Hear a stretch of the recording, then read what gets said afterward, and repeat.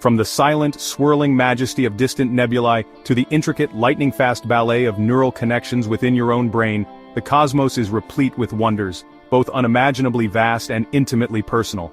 And among the most profound, most deeply human of these phenomena are your emotions. What are these ephemeral yet potent states of being? Are they simply biochemical cascades, ancient survival programs etched into our DNA, or perhaps something more, a fundamental aspect of conscious experience itself? For millennia, thinkers, philosophers, and now scientists have embarked on an extraordinary voyage of discovery, not across starry oceans, but into the very core of our subjective worlds, striving to map the origins and mechanics of joy, sorrow, fear, and love. This quest, my friends, is nothing short of an exploration into the essence of humanity. Consider the sheer universality of this quest. Every culture, every individual across the expanse of human history has grappled with the power and mystery of feelings. These are not trivial distractions, they are the very currents that shape our decisions, color our memories, and drive our interactions with one another. Understanding them is not merely an academic exercise, it's a fundamental step towards understanding ourselves, our societies, and our place in the grand, unfolding narrative of life.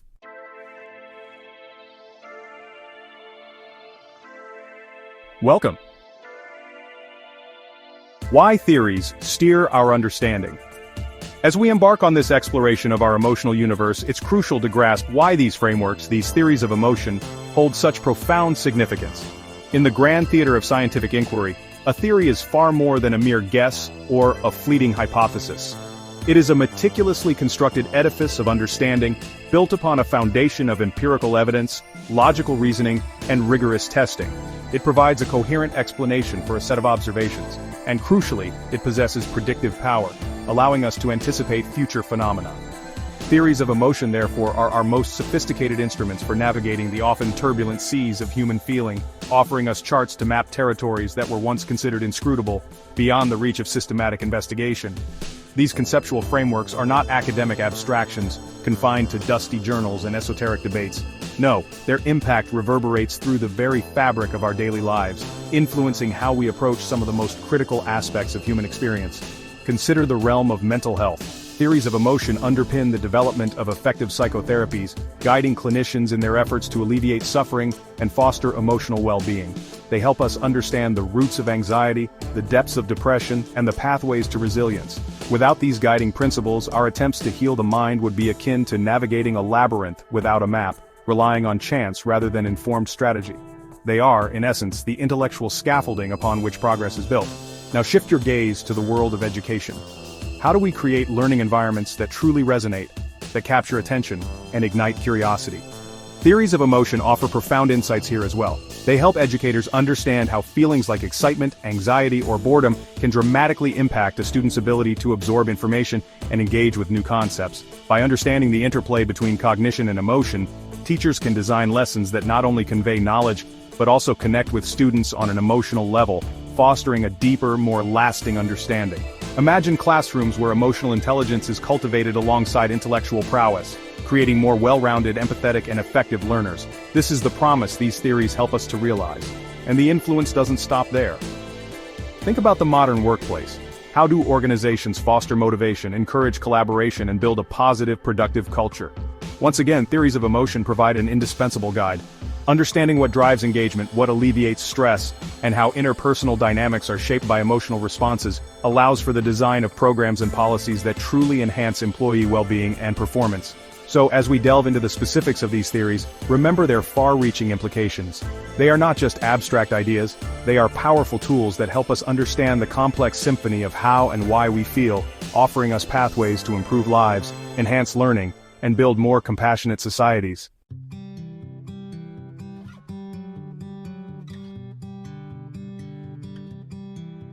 A personal reflection. Before we venture deeper into the intricate architectures of these scientific models, let's pause for a moment of personal reflection.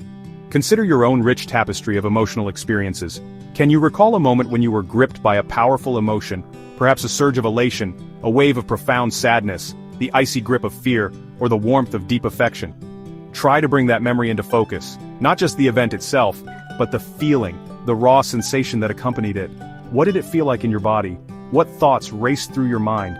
How did the world around you seem to shift, even if just for a few moments under the influence of that internal state. Have you ever found yourself pondering the why behind such a potent reaction? Why did that particular situation, those specific words, or that subtle shift in your environment trigger such a distinct and sometimes overwhelming response within you? Was it an automatic, almost reflexive occurrence, or did your thoughts play a role in shaping its intensity or its flavor? Perhaps you've noticed that different people react quite differently to the exact same circumstances. One person might find a public speaking engagement terrifying, while another finds it exhilarating. What accounts for these individual variations in our emotional weather patterns? These are the very questions that lie at the heart of the theories we are about to explore. This internal inquiry, this curiosity about the origins and nature of our own feelings, is a profoundly human endeavor. It's a reflection of our innate drive to understand ourselves and the world we inhabit. The theories we will discuss are, in many ways, formalized extensions of this personal quest for meaning. They represent humanity's collective attempt to systematize these observations, to find common principles that govern the seemingly chaotic landscape of our emotions. By engaging with these ideas, you are not just learning about abstract scientific concepts, you are gaining new lenses through which to examine your own life, your own reactions, and your own inner world. It's an invitation to become a more astute observer of your own emotional ecosystem. So, as we prepare to dissect theories that span from the physiological to the cognitive, from the evolutionary to the socially constructed, keep that personal experience in mind. Let it be your touchstone, your point of reference. The beauty of studying these theories lies not only in their intellectual elegance but also in their potential to illuminate the deeply personal, often unspoken realities of our daily existence.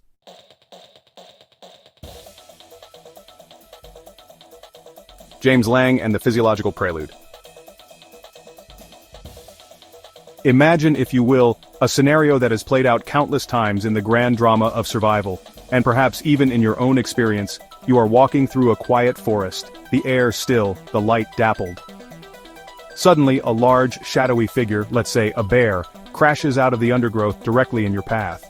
What happens next?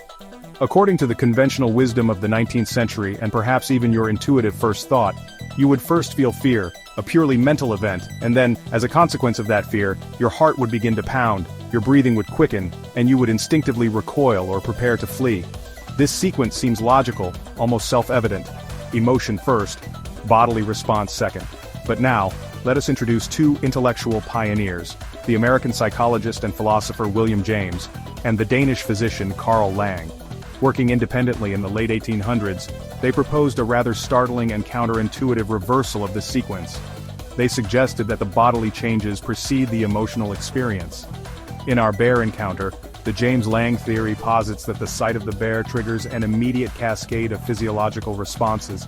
Your sympathetic nervous system kicks into high gear, adrenaline floods your system, your heart races, your muscles tense, your pupils dilate. It is only after your brain perceives these dramatic bodily alterations that you consciously label the experience as fear.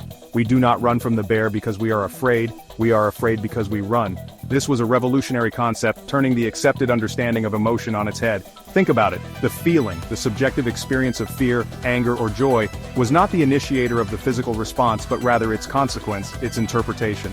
James famously argued that if you could somehow strip away all the bodily sensations associated with a strong emotion, the racing heart, the tensed muscles, the churning stomach, the emotion itself would cease to exist.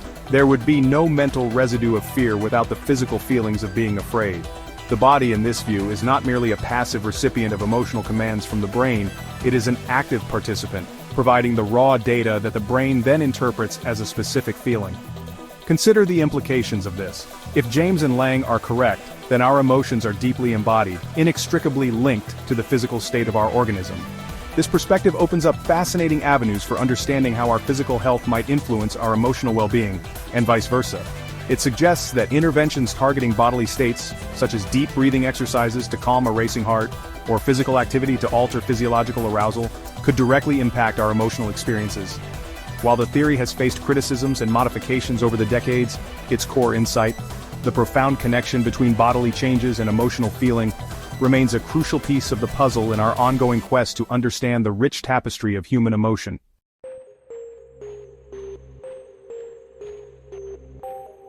The mechanics of response. Let's delve a little deeper into the proposed mechanics of the James-Lange theory. How exactly does the perception of a racing heart or trembling hands translate into the subjective feeling of, say, anxiety or excitement? The theory suggests a direct pathway, an external stimulus, the growling dog, the unexpected praise, the looming deadline, first triggers a set of specific physiological changes via our autonomic nervous system and our musculoskeletal system. These changes are not undifferentiated. The pattern of physiological arousal for fear is presumed to be different from that of joy, or anger, or surprise. Each emotion in its purest form would have a unique bodily signature. Once these physiological changes occur, increased heart rate, altered breathing patterns, muscle tension or relaxation, changes in blood flow, glandular secretions, sensory nerves carry information about these internal bodily states back to the brain. It is this afferent feedback, this incoming stream of data from the body's periphery, that the brain then processes. The conscious awareness of these specific patterns of bodily change is the emotion, according to James-Lange. So the sequence is clear. Stimulus leads to a distinct physiological response, which is then perceived by the brain, and this perception is the emotional experience. There's no intermediate emotional center that gets activated first. The body speaks, and the mind listens, labeling the message as a feeling. This model emphasizes the specificity of physiological responses. If all emotions were accompanied by the exact same pattern of bodily arousal, the brain would have no basis upon which to differentiate fear from anger or joy from surprise. The theory hinges on the idea that our bodies react in subtly distinct ways to different emotion-eliciting stimuli, and it's these distinctions that allow for the rich variety of our emotional lexicon. Think of it like a musician reading a complex score. The notes on the page, the physiological changes, are interpreted by the conductor, the brain, to produce a specific piece of music, the emotion. Without distinct notes, all music would sound the same. Of course, this notion of unique physiological signatures for each emotion has been a subject of intense debate and research. Critics like Walter Cannon, whom we'll discuss next, pointed out that some very different emotions can share similar physiological patterns. Both fear and intense excitement can make your heart pound, for example. They also noted that physiological changes can sometimes occur without producing a distinct emotion, or that emotions can sometimes be felt even when feedback from the body is diminished. Nevertheless, the James-Lange theory was a pivotal moment, forcing science to consider the body not just as a stage for emotion, but as a crucial actor in its creation, a perspective that continues to inform our understanding of the mind-body connection in profound ways.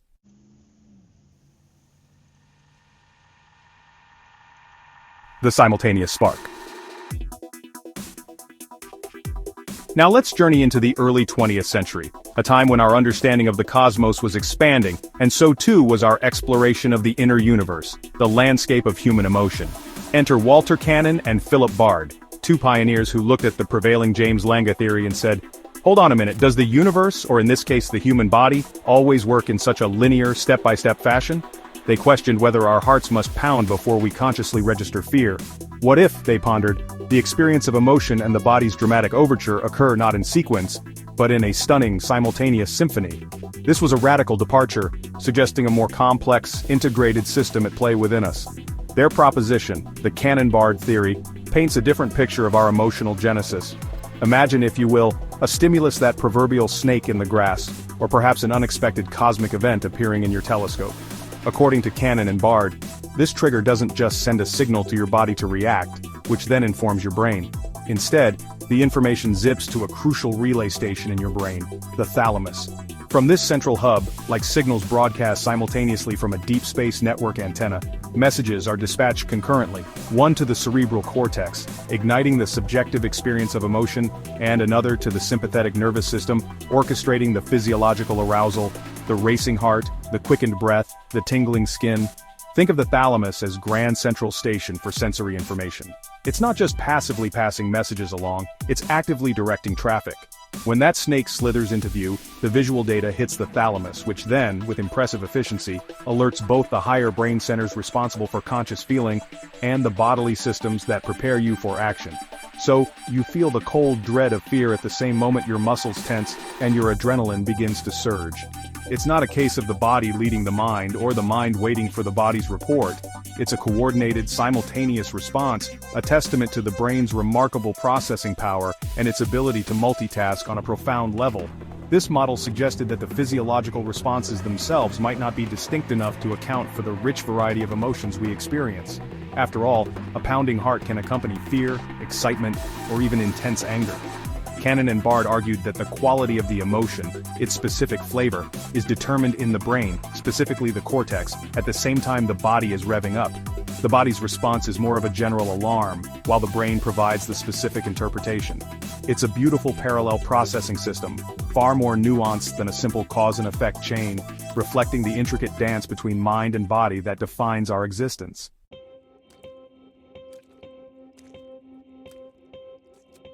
Evidence and echoes in the brain. So what cosmic evidence, or rather earthly experiments, supported this notion of simultaneous emotional fireworks? Cannon and his colleagues conducted studies, some involving animals, where they severed the neural connections between the visceral organs and the central nervous system. If James-Lange were entirely correct, these animals should have shown a diminished or absent emotional response, as they wouldn't be receiving feedback from their bodies. Yet these animals still displayed overt signs of rage, fear, or pleasure when provoked. This suggested that the bodily feedback wasn't the sole or even primary driver of the emotional experience itself, lending credence to the idea that the brain holds a more direct key to unlocking these states. Furthermore, Cannon pointed out that the physiological changes associated with different emotions are often quite similar. Think about it. Your heart races when you're terrified by a near miss on the highway, but it also races when you're elated by unexpected good news, or even when you're about to give an important presentation. If the bodily state alone dictated the emotion, how could we distinguish between such varied feelings? The Cannon-Bard theory elegantly sidesteps this by proposing that the specific emotional experience is generated in the brain, in parallel with but distinct from the more generalized physiological arousal. This allows for a universe of emotional nuance far greater than a simple mapping of physical sensations. The theory also highlighted the speed of emotional responses. Sometimes we react emotionally almost instantaneously, seemingly faster than our bodies could possibly send detailed feedback to our brains. Imagine a sudden loud bang. You jump and feel a jolt of fear almost before you can even process what happened. Cannon-Bard accounts for this rapid onset by positing that the thalamus can trigger both the conscious feeling and the physiological response with lightning speed. While later research has shown that the emotional circuitry of the brain is far more complex, involving structures like the amygdala and prefrontal cortex in intricate ways, the Cannon-Bard theory was a crucial step in emphasizing the brain's central, rather than purely reactive role. Of course, like any good scientific theory, the Cannon-Bard model wasn't the final word, but a vital stepping stone. It pushed the field forward, compelling researchers to look more closely at the brain's internal mechanisms of emotion. It underscored that our feelings are not merely passive reflections of our bodily states, but are actively constructed, at least in part, within the sophisticated neural architecture of our brains. This concept of parallel processing, of simultaneous activation, resonates even today as we delve deeper into the intricate neural networks that give rise to the rich tapestry of human emotional life, a tapestry woven from threads of cognition, physiology, and conscious experience.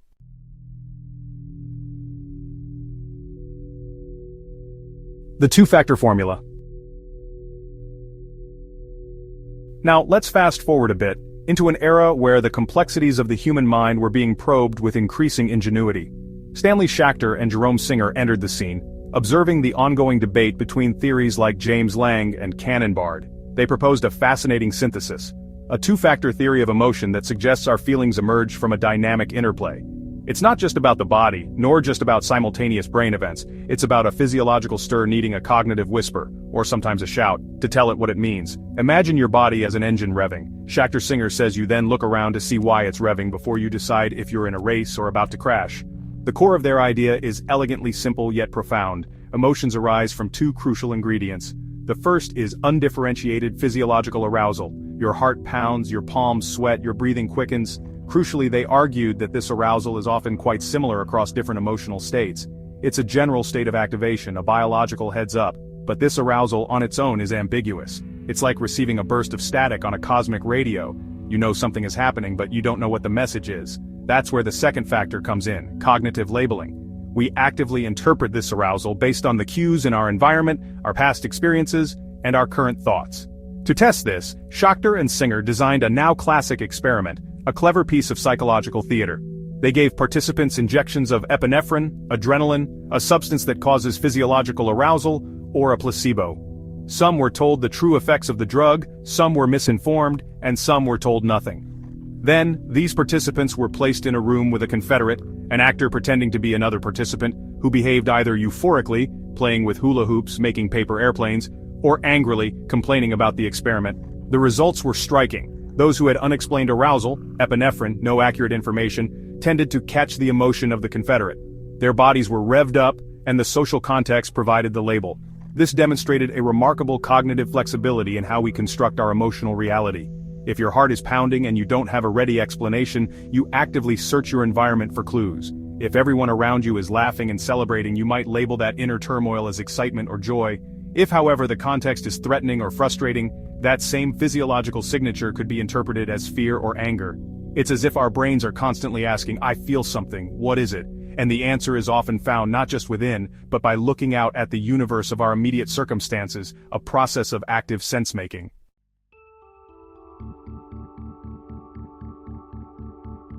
The power of context in cognition. The implications of the Schachter-Singer two-factor theory are vast, stretching far beyond the laboratory. It highlights the immense power of context in shaping our emotional landscape. Consider the diverse scenarios in your own life where your heart might race, watching a thrilling sports game, narrowly avoiding an accident, receiving an unexpected award, or even anticipating a difficult conversation.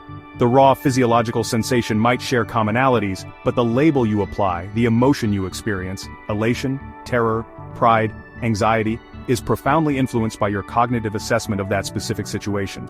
This theory underscores that we are not passive recipients of emotion, but active architects of our feeling states.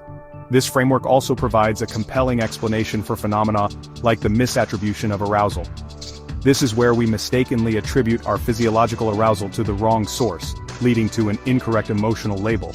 The famous shaky bridge study by Dutton and Aaron is a prime example. Men who crossed a high, swaying suspension bridge, inducing physiological arousal fear, were more likely to find an attractive female interviewer attractive than men who crossed a stable, low bridge. They seemingly misattributed their bridge-induced arousal as romantic attraction. It's a cosmic joke of sorts, how our internal signals can be so readily reinterpreted by the stories our minds weave from the available evidence. Understanding this two-factor process has practical applications, particularly in areas like therapy and education. If emotions are, at least in part, a product of our cognitive labels, then we have the potential to change our emotions by changing our interpretations. For instance, the anxiety many feel before public speaking involves physiological arousal. By reframing that arousal not as fear of failure but as energizing anticipation or readiness to perform, individuals can sometimes shift their emotional experience towards a more constructive state. It's about consciously choosing the narrative that accompanies the body's hum. While the Schachter-Singer theory has been incredibly influential, it too has faced scrutiny and refinement over the decades. Some researchers question whether physiological arousal is always completely undifferentiated, suggesting there might be subtle bodily cues that nudge us towards certain emotional interpretations, even before full cognitive appraisal. Nevertheless, its core contribution remains monumental. It firmly established the role of cognitive processes in emotion, moving beyond purely physiological or purely neurological explanations. It told us that to understand an emotion, you must consider both the fire within and the world that fans its flames, a truly dynamic interplay.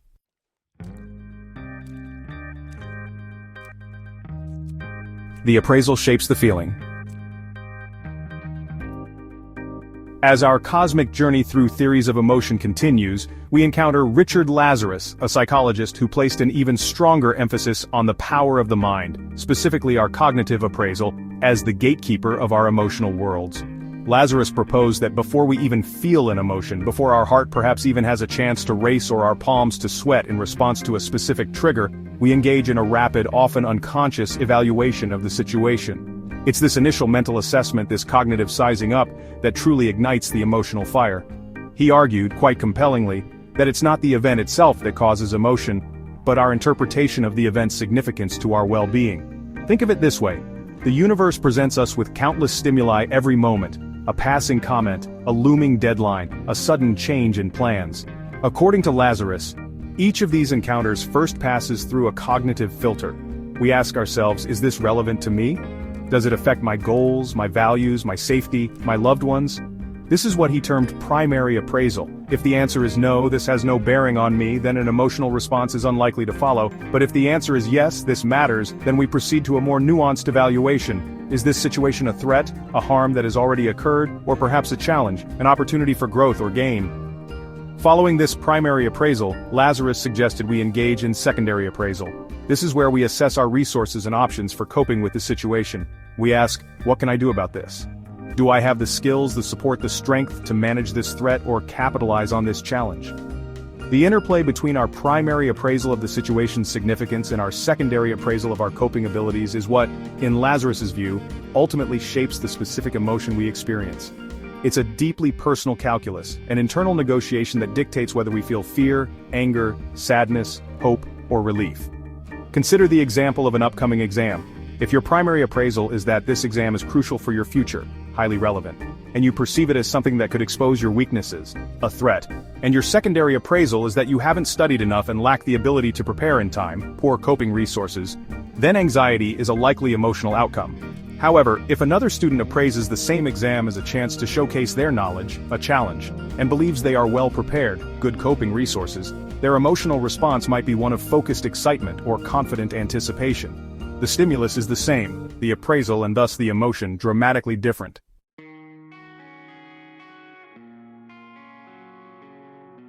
The personal lens of emotion. Lazarus's cognitive appraisal theory beautifully accounts for the vast individual differences we observe in emotional responses to the same objective events. Why does one person react to criticism with anger, another with sadness, and a third with determined self-improvement? Lazarus would argue it's because their appraisals differ. One might appraise the criticism as an unjust attack, threat to self-esteem, another as confirmation of inadequacy, harm to self-worth, and the third as valuable feedback, challenge for growth. Our personal histories, beliefs, values, and current goals all feed into this appraisal process, creating a unique emotional lens through which each of us views and reacts to the universe around us. This perspective has profound implications for understanding stress and coping. Stress, from Lazarus's viewpoint, isn't just about the presence of demanding situations, stressors. It's fundamentally about the appraisal that those demands exceed our perceived ability to cope. When we appraise a situation as threatening and our coping resources as inadequate, the physiological and psychological experience of stress ensues. This framework empowers us by suggesting that we can manage stress not only by changing the situation or bolstering our resources, but also by changing our appraisals, by reframing threats as challenges, for instance, or by focusing on aspects of the situation we control. The principles of cognitive appraisal are a cornerstone of many effective psychotherapeutic approaches, most notably cognitive behavioral therapy, CBT. CBT often works by helping individuals identify, challenge, and modify maladaptive or distorted appraisal patterns that contribute to distressing emotions like anxiety, depression, or anger. By learning to appraise situations more realistically and constructively, individuals can fundamentally alter their emotional responses and improve their overall well-being. It's like recalibrating your personal telescope to get a clearer, more functional view of your emotional cosmos, shifting the narrative from within. Of course, the debate in emotion science is ever evolving. Some might question whether complex cognitive appraisal precedes emotional experience, especially for very rapid, primitive reactions. Think of the startle response to a sudden loud noise.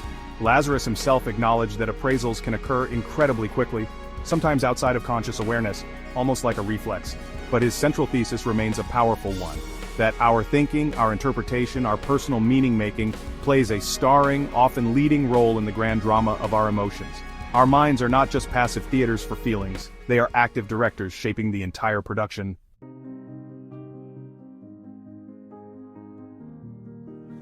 Building our feelings. Now we venture into a realm where emotions are not preordained entities, residing in some ancient dusty vault within our brains, waiting to be summoned. Instead, consider the perspective championed by Lisa Feldman Barrett. Emotions are. They are active creations, assembled in the moment by our magnificent, ever-working brains. This isn't to say they aren't real, their impact is undeniably potent.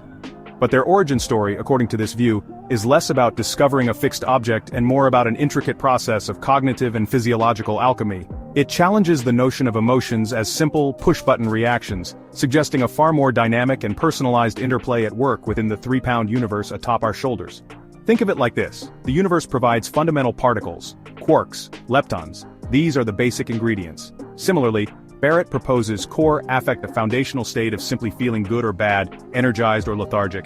This is the raw material, the primordial soup of our emotional experience. It's a continuous fluctuating baseline, a sort of internal barometer measuring our general state of being.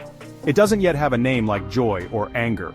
It's more elemental, a precognitive sense of our internal weather. before we look out the window and decide if it's a day for celebration or for seeking shelter. This core affect is the canvas upon which the masterpiece of a specific emotion will be painted. But a canvas and raw pigments alone do not make a Rembrandt. Enter the artist, your brain, armed with a lifetime of experiences, cultural narratives, and learned concepts. This is where personal knowledge and culture step onto the stage, transforming that raw core affect into something recognizable, something we can label. If your heart pounds and your palms sweat, that's arousal. But is it the thrill of a roller coaster, or the terror of a near miss in traffic? Your brain rapidly sifts through past data, contextual cues, and societal scripts to categorize that arousal. It's like astronomers of old, looking at the same scatter of stars but connecting them into vastly different constellations based on their myths and understanding of the cosmos. So the same physiological tremor, the same jolt of energy can be sculpted into fear for one individual, or perhaps exhilarating excitement for another, all depending on the interpretative framework applied. Imagine standing on the edge of a precipice. For an experienced climber, the heightened arousal, the focused attention might be labeled as invigorating challenge. For someone with a fear of heights, that identical physiological signature is instantly constructed as terror. The brain, in this constructivist view, isn't just passively receiving signals, it's actively predicting, interpreting, and in essence, the specific emotional experience from these fundamental ingredients and the rich library of our learned existence. It's a testament to our cognitive architecture's remarkable flexibility.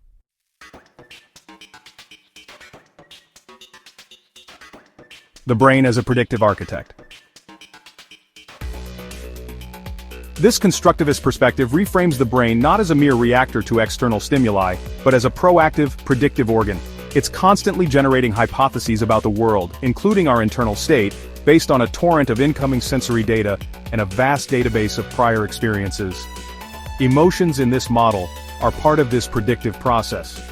Your brain anticipates your body's needs and prepares for action, and the emotion is the emergent property of this complex predictive modeling. It's less I see a bear, therefore I'm afraid, and more my brain predicts a bear encounter scenario requires a high arousal negative valence state to optimize survival and labels this fear. One profound implication of this is the challenge to the idea of universal, hardwired emotional fingerprints in the brain. While certain neural circuits are undoubtedly involved in processing threat or reward, the notion of a single, dedicated fear center or joy spot that lights up identically for everyone, every time, becomes less tenable. Instead, emotional states are more akin to complex weather patterns, emerging from the interaction of many neural systems, influenced by learning and context. It suggests a neural democracy rather than a dictatorship of dedicated emotion modules in the governance of our feelings. The patterns are real, but they are dynamic and distributed, like galaxies forming from diffuse clouds of gas and dust. This perspective beautifully accommodates the staggering diversity of emotional expression and experience we observe across individuals and cultures.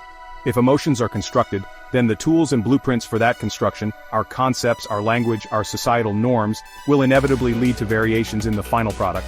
What one culture labels as righteous indignation, another might perceive as disruptive aggression. What one individual experiences as profound spiritual awe, another might dismiss as mere confusion. This inherent flexibility explains the nuances and subtleties that more rigid basic emotion theories sometimes struggle to fully capture, acknowledging the vast uncharted territories of human feeling. Ultimately, as we highlighted, these constructivist views underscore the immense power of thought and interpretation in the genesis of our emotional landscapes. Our cognitive frameworks are not passive bystanders, they are active sculptors, chiseling raw physiological and affective states into the familiar forms of joy, sorrow, anger, and wonder.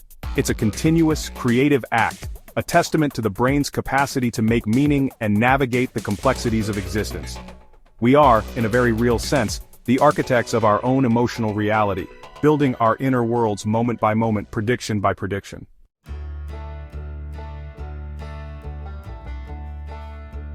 Emotions forged in survival. Let us now rewind the cosmic clock back to the 19th century, to the era of Charles Darwin, a mind that reshaped our understanding of life itself. While renowned for On the Origin of Species, Darwin also cast his insightful gaze upon the realm of emotions. He proposed that our emotional expressions are not arbitrary twitches or learned affectations but rather deeply ingrained, evolutionarily honed tools, sculpted by the relentless pressures of natural selection. These weren't just fleeting feelings. They were, and are, biological programs, passed down through generations, designed to enhance the survival and reproductive success of the organism. This was a radical notion. suggesting our inner lives had an ancient practical purpose. In his remarkable work, The Expression of the Emotions in Man and Animals, Darwin meticulously documented the striking similarities in how humans and other animals display certain emotional states.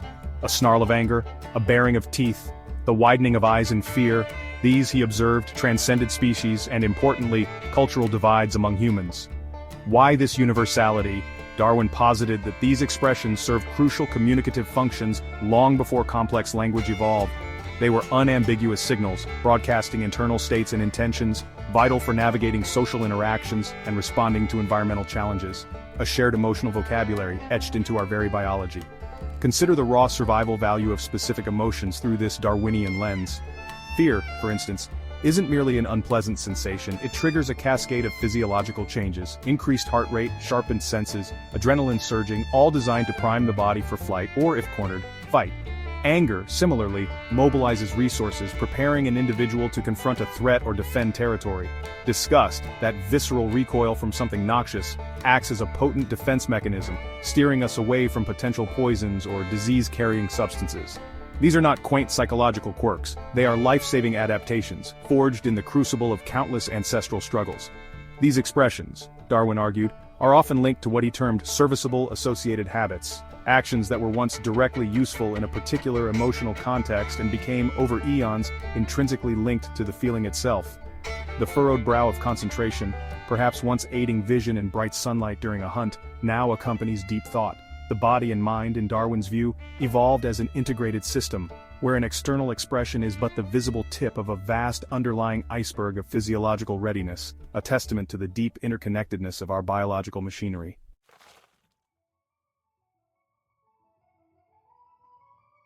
The enduring echoes of our ancestral past. Darwin's principle of antithesis further illuminates the evolutionary shaping of emotional expression. He observed that some expressions seem to have evolved simply because they are the direct opposite of another already established expression. If an aggressive posture involves making oneself look larger and more threatening, a submissive or friendly posture might involve making oneself appear smaller and non-threatening. This binary signaling system would have been incredibly efficient for rapid communication in a world fraught with peril and opportunity. A clear go or no-go signal in the complex dance of social animal life. Beyond individual survival, these evolved expressions play a crucial role in the intricate tapestry of social existence, a cornerstone for species like ours. A smile can signal affiliation and de-escalate tension. A look of distress can elicit care and support from group members. These non-verbal cues foster cohesion, facilitate cooperation, and enable the complex social dynamics that have been so critical to human success. Think of them as the invisible threads binding a community, strengthening the collective for the challenges posed by a demanding universe. Our emotional expressions are, in essence, social glue refined over millennia. While modern science has, of course, expanded and refined many of Darwin's original hypotheses regarding the precise mechanisms and nuances of emotion, his foundational insight remains profoundly influential. He rooted our feelings not in some ethereal abstract domain, but squarely within our biological heritage, a direct consequence of the same evolutionary forces that shaped our thumbs and our brains. This evolutionary perspective provides a powerful framework, reminding us that our capacity for joy, fear, love, and anger connects us to a vast lineage of life stretching back to the earliest stirrings of sentience on this planet. Thus, when you see a flash of fear on someone's face or the universal language of a smile, you are witnessing an echo from our deep ancestral past. These are not learned behaviors in the same way we learn calculus or a new language. They are whispers from millions of years of evolutionary refinement. Darwin opened the door to understanding emotions as adaptive traits, integral to our journey as a species, demonstrating that even the most intimate aspects of our inner lives are touched by the grand, sweeping processes that govern all life in the cosmos.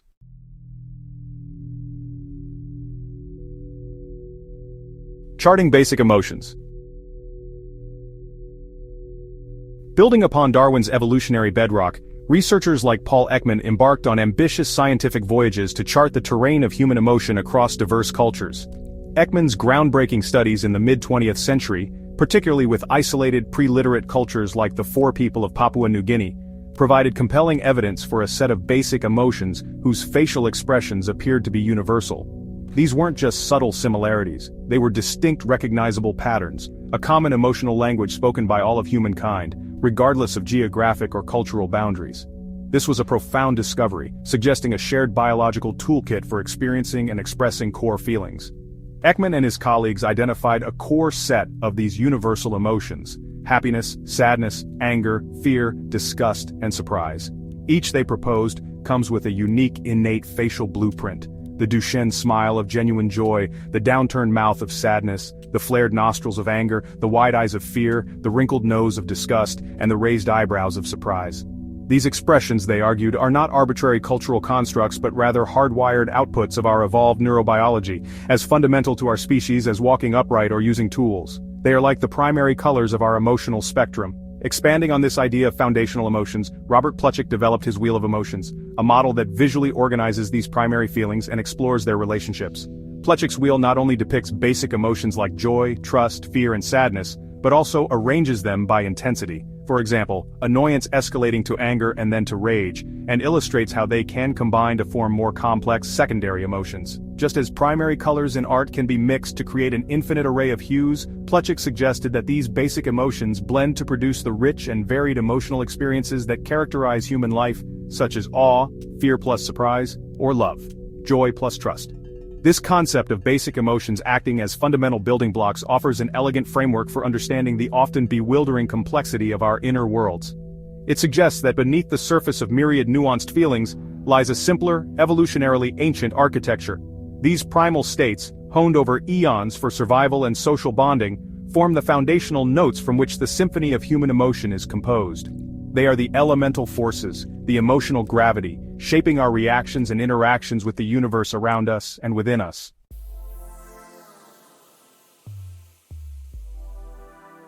Universality, culture, and the emotional toolkit.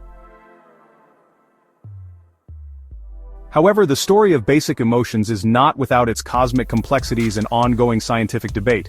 As we rightly pointed out, while the idea of a universal emotional toolkit is compelling, some researchers argue that the picture is more nuanced. They point to display rules, culturally specific norms that dictate how, when, and to whom it's appropriate to express certain emotions. For instance, some cultures might encourage overt displays of grief, while others might value stoic composure. This suggests that while the underlying feeling might be universal, its outward manifestation can be significantly shaped by the cultural software we run. Furthermore, the lexicon of emotion itself varies dramatically across cultures. Some languages possess rich vocabularies for emotional states that have no direct equivalent in English, suggesting that culture doesn't just modulate the expression of pre-existing emotions, but might also play a role in shaping the very experience and categorization of those feelings. Concepts like the German Schadenfreude, joy at another's misfortune, or the Japanese amai, a sense of blissful dependence, highlight how cultural frameworks can carve out unique emotional niches. This challenges a purely universalist view, suggesting the emotional landscape is co-created by biology and culture. Yet these debates do not necessarily invalidate the core insights of basic emotion theories. Perhaps the most productive way to view this is to consider an interplay. Our biology provides a foundational set of emotional capacities, the raw ore, if you will. Culture then acts as the smelter and the blacksmith, refining, shaping, and imbuing these raw materials with specific meanings, values, and rules of engagement. The universal expressions Ekman identified might represent the deepest, most ancient layer of our emotional architecture, upon which more complex and culturally variable structures are built. It's not an either-or but a both and scenario. Ultimately, theories of basic emotions from Darwin to Ekman to Plutchik underscore a fundamental truth. A significant portion of our emotional toolkit appears to be rooted deeply in our shared human biology, a legacy of our evolutionary journey. While cultural context undeniably weaves intricate patterns and adds vibrant, unique hues to our emotional experiences, the existence of these foundational primary colors provides a crucial starting point for understanding what it means to feel across the vast spectrum of human experience. They remind us of the common threads that bind us, even as we express our inner universes in beautifully diverse ways.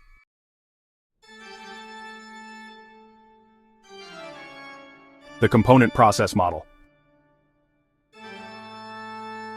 We now turn our gaze to a model that views emotions not as monolithic entities, but as intricate, unfolding processes. Imagine, if you will, an orchestra, where each section contributes to the overall symphony of feeling. This is the essence of Klaus Scherer's component process model.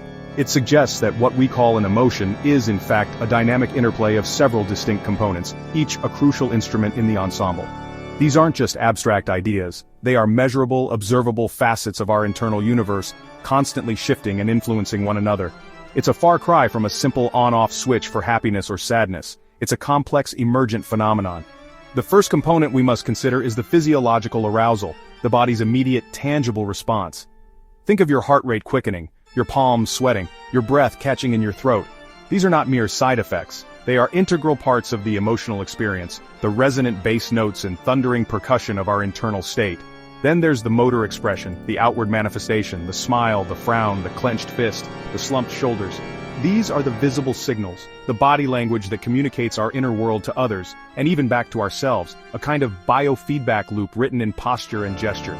It's the universe expressing itself through the vehicle of our physical form, a universal yet deeply personal broadcast. Next in this emotional orchestra is the cognitive appraisal. This is where the mind, our magnificent analytical engine, steps in to interpret the situation. What does this event mean to me? Is it a threat, a challenge, a reward, a loss? Our thoughts, our beliefs, our past experiences all converge to assign meaning to the raw data of our senses and our physiological state. This appraisal isn't a one-time event. It's an ongoing evaluation, constantly updating as new information flows in, like a conductor refining the orchestra's performance mid-symphony. It's where the narrative of our emotion is constructed, moment by moment, shaping the very texture of our experience. Finally, we arrive at the subjective feeling, the conscious awareness of the emotion itself, the what it's like to be angry, joyful, or afraid. This is perhaps the most personal and enigmatic component, the emergent melody that arises from the interplay of all the other parts. It's the qualitative character of the experience, the unique internal sensation that we label with words like happiness or sorrow. Scherer's model posits that these components don't just occur sequentially or in isolation. They are deeply intertwined, influencing each other in a continuous, recursive dance.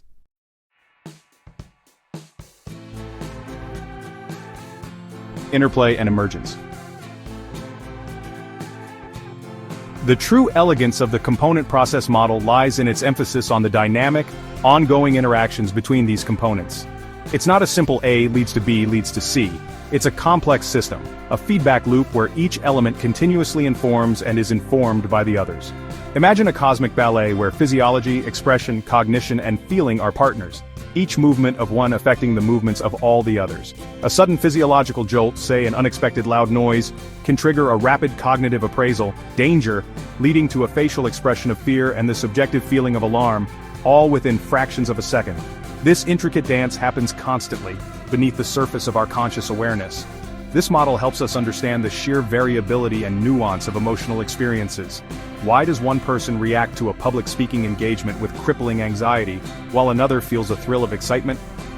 The component process model suggests the answer lies in the unique pattern of appraisals, physiological responses, and expressive tendencies of each individual. The initial stimulus might be the same, but the way each person's internal orchestra interprets and responds to it creates a vastly different emotional symphony. It acknowledges that emotions are not pre-packaged states pulled off a shelf, but rather constructed, moment by moment, from these interacting ingredients, tailored to the specific person and the specific context. Consider how this perspective reshapes our understanding of emotional regulation. If emotions are processes, then perhaps we can intervene at different points in that process. We can learn to modulate our physiological responses through techniques like deep breathing. We can challenge and reframe our cognitive appraisals, changing the narrative we tell ourselves about a situation. We can even become more aware of our expressive patterns and how they might be reinforcing certain feelings. This model empowers us, suggesting that we are not merely passive recipients of our emotions, but active participants in their construction and unfolding, a kind of conductor of our own internal state. Furthermore, Scherer's framework allows for a much richer, more fine-grained analysis of the emotional spectrum. Instead of just 6 or 7 basic emotions, the component process model can account for a vast array of subtle emotional shades and blends. Think of the difference between annoyance, irritation, anger, and rage. Each involves a different configuration of physiological intensity, cognitive interpretation, expressive style, and subjective feeling. It's like a master chef combining basic ingredients in subtly different proportions to create an infinite variety of culinary delights, or in this case, a universe of emotional flavors.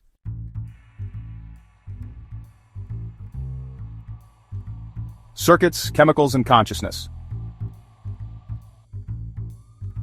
Now let us venture into the very seat of these emotional processes, the human brain, that 3-pound universe of interconnected neurons. Modern neuroscience, with its astonishing imaging technologies, is beginning to map the intricate circuitry that underpins our emotional lives, connecting the abstract theories we've discussed to tangible biological structures.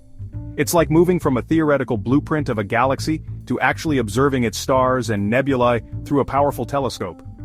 We're discovering that specific regions of the brain play pivotal, though often overlapping, roles in the generation, experience, and regulation of emotion. This isn't to say there's a single sadness center or joy spot, but rather a network, a complex interplay of different areas working in concert.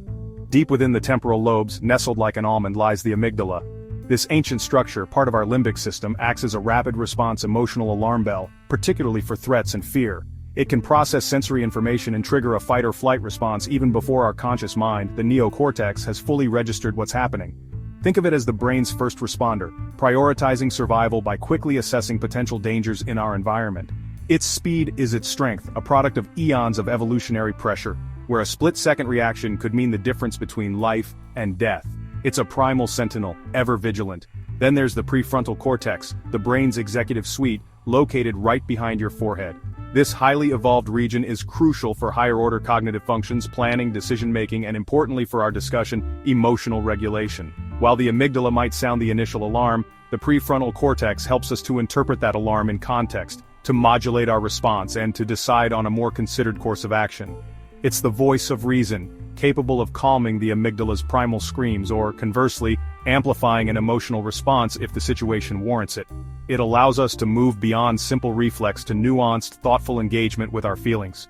The interplay between the amygdala and the prefrontal cortex is a constant, dynamic dialogue, a foundational aspect of our emotional intelligence. When this communication network is functioning optimally, we can experience strong emotions without being completely overwhelmed by them. However, disruptions in this circuitry are implicated in various mood and anxiety disorders, highlighting the delicate balance required for emotional well-being. Understanding these neural pathways isn't just an academic exercise, it's fundamental to developing more targeted and effective interventions for those struggling with emotional dysregulation. We are, in essence, learning to fine-tune the brain's own emotional control systems.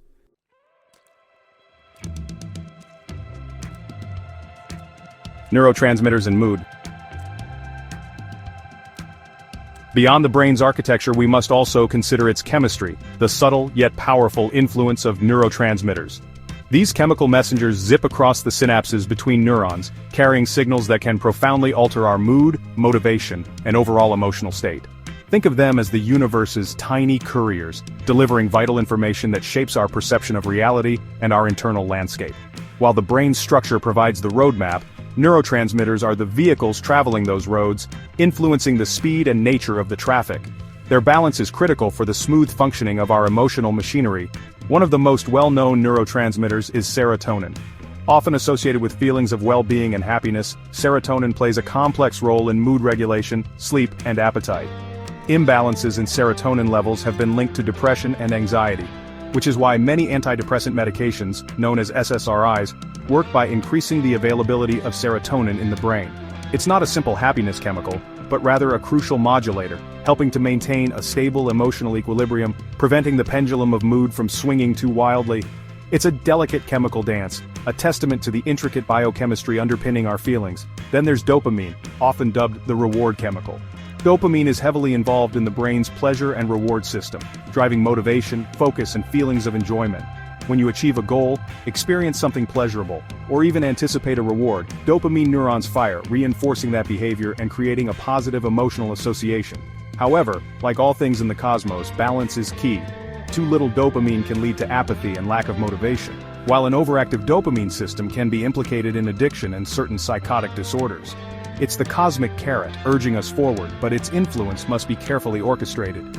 These are just two examples from a vast orchestra of neurochemicals including norepinephrine, GABA, and endorphins, each contributing its unique note to the symphony of our emotional experience.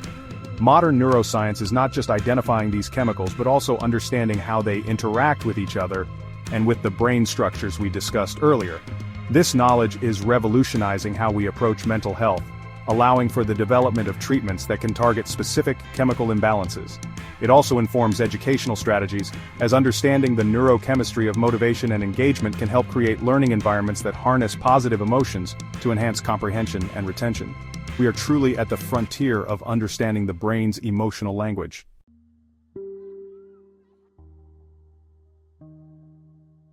Weaving insights for a better future. So as we draw this exploration of emotional theories to a close, what grand insights can we glean from this journey through the human psyche? These diverse perspectives, from Darwin's evolutionary lens to Scherer's component processes and the intricate dance of brain chemistry, aren't just academic curiosities. They matter profoundly, offering practical wisdom that reverberates through many facets of our lives.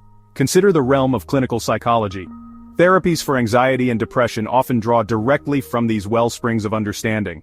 Lazarus's emphasis on cognitive appraisal, for instance, forms the bedrock of cognitive behavioral therapy, helping individuals reframe a threat into a challenge, thereby transforming debilitating fear into manageable concern or even motivation. It's a powerful testament to mind over matter. Similarly, insights reminiscent of the James-Lange theory, which highlight the body's role in emotion, inform somatic therapies and mindfulness practices. By learning to tune into and regulate physiological responses, our heart rate, our breathing, our muscle tension, individuals can gain a powerful tool for managing overwhelming emotional states. It's about recognizing that the body is not just a passive vessel for emotion, but an active participant, a co-creator of our feeling states. These approaches empower individuals, teaching them that they can influence their internal landscape by working with the tangible signals of their own biology, a kind of applied psychophysiology for everyday well-being, fostering a more harmonious dialogue between mind and body. Now let's cast our gaze toward the halls of learning. Educators who grasp the intricate interplay of emotion and cognition can craft learning environments that truly resonate. Understanding that a student's emotional state, their feeling of safety, curiosity, or anxiety, profoundly impacts their ability to absorb and retain information is revolutionary. Theories highlighting the importance of engagement, like those touching on dopamine's role in reward and motivation, can guide teachers to design lessons that spark genuine interest, transforming classrooms into vibrant hubs of discovery, rather than passive repositories of facts. It's about igniting that spark of curiosity, that intrinsic drive to explore the universe of knowledge, by understanding the emotional cogs that turn the wheels of learning. And in the bustling arenas of our workplaces, these theories of emotion are no less crucial. The burgeoning field of emotional intelligence, so vital for effective leadership and teamwork, borrows heavily from this rich tapestry of insights. Understanding how our own emotions and the emotions of others influence decision-making, communication, and collaboration allows for the cultivation of more empathetic, productive, and ultimately, more humane work environments. Each theory we've explored, from the foundational ideas of Darwin to the cutting-edge findings of neuroscience, offers a unique thread. Together, they weave a more complete, more nuanced understanding of what it means to be an emotional being in a vast and complex universe. Keep exploring your own emotional cosmos. There is always more to discover. Thanks so much for watching. If you enjoyed exploring these ideas, please subscribe and hit the like button. Share this video with anyone curious about how our minds work. And if you have thoughts or questions, drop them in the comments. I'd love to hear from you. Stay curious, and see you next time.